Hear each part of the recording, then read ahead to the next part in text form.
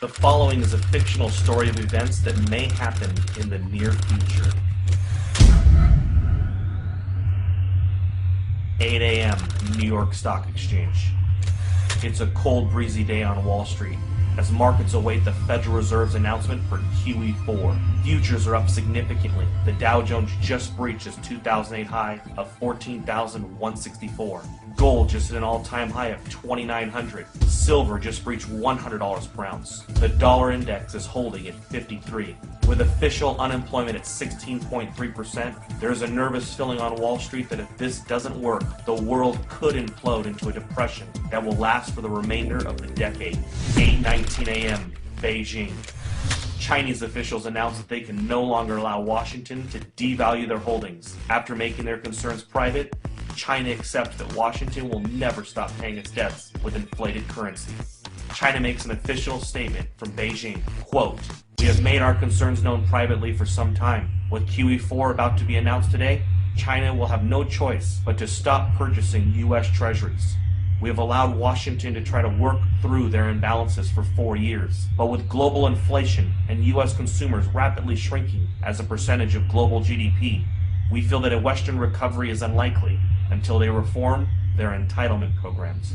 8:45 a.m. New York Stock Exchange. Upon hearing the statement from China, Dow futures have a sharp reversal and begin to drop. Gold leaps past $3,000 per ounce, up $150 per ounce in the last 26 minutes. CNBC awaits a statement from the White House. 8:50 a.m. Washington, D.C. The president makes an official statement to calm investors' fears. He tells Americans that he has spoken with several G20 leaders. They have assured him that they will continue to increase their purchase of treasuries and believe that a strong U.S. economy is the only thing that will bring back global prosperity. He has also spoken to Chairman Bernanke, who assures him that a strong dollar will be the result of QE4. The president also reminds Americans that his recent New Deal recovery programs that he passed through executive order will increase the likelihood of a lasting recovery. He also notes that Beijing, since 2009, has slowly been reducing their holdings, so the impact will be minimal. 9:51 a.m. New York. Dow futures fall 850 points in the first 20 minutes of trading. Markets are halted for 1 hour by the authorities. 10 a.m. Main Street, America. The news about the stock market in China has now spread. A panic begins to set in and unprepared Americans rush to the grocery store. In an attempt to purchase food and water, Americans that didn't know what was going on are alerted by all of the news stories and panic buying. Within 50 minutes, there is a nationwide rush to the stores. Empty store shelves in America become a reality. 10:52 a.m. New York. Markets reopen and the Dow Jones resumes its collapse. Investors around the world join the sell-off in bonds and stocks and begin to purchase commodities. Unlike the panic of 2008, this time commodities are seen as the only safe haven from a dollar crisis. 11:30 a.m. New York. The Dow falls 1,700 points since reopening. Trading is halted for at least 2 hours. The Federal Reserve injects $200 billion into the markets and announces that QE4 will be delayed until further notice. Congress is called back to D.C. for an emergency joint session. Some members of Congress are saying that they consider China's statement a financial attack.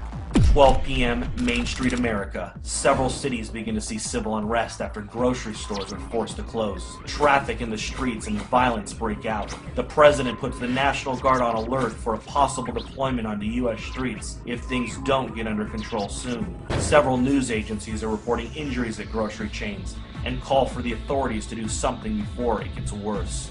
12:15 p.m. Toronto, Canada. George Soros tells CNBC that a run on treasuries is imminent and that there is nothing the government can do to stop it. He says it is unfortunate that a controlled decline of the dollar was not coordinated better over the years. Today really could have been avoided if not for the Tea Party politicians who demanded fiscal responsibility and a constitutional government. 3 p.m. Gold closes at $11.53 for the day at $4,053 per ounce. Silver closes at $173 per ounce. The president announces that due to civil unrest in some areas of the country, U.S. stock markets will remain closed for the rest of the day. With the exception of mining and other inflation-related stocks, the majority of U.S. stocks are down significantly due to the sell-off and flight to safety in commodities. The Federal Reserve announces that it will begin to purchase U.S. treasuries and stocks in order to stabilize the markets. But this only feeds investors' fears of a full-blown treasury run and collapse of the dollar. 6 p.m. Asia. Asian markets begin a massive sell-off. Dollar collapse rumors begin to take hold of the markets. CNBC Asia looks into a possible COMEX default and complete breakdown in the U.S. economy. Gold spikes in Asia, up 1750 in the first complete hour of trading. Gold is now at 5803. 7 p.m. Gold and silver bullion dealers across the world have suspended all sales due to no inventory. A COMEX default is now expected. Several central bank representatives propose a freeze on currency markets and a fixed devaluation of the U.S. dollar in order to calm investors. 7:30 p.m. the United States. The sun sets on America. In the last 12 hours, the world has changed. Americans are glued to their televisions, taking a crash course on a debauched currency.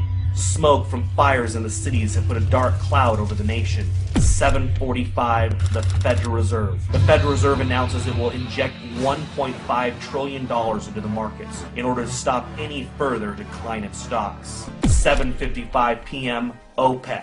The final nail in the coffin. OPEC nations halt oil trades in U.S. dollars until further notice. They will only accept euros, renminbi, or gold. 7:59 p.m. The Federal Reserve's announcement to inject $1.5 trillion into the markets causes a sharp reversal in overseas markets. Stocks begin to rally even as Main Street melts down. 8 p.m. Manhattan. Gerard Adams, president of the National Inflation Association, sends out an urgent email alert. In it, he informs members that it is with great sadness that the time to warn and prepare Americans for hyperinflation has ended.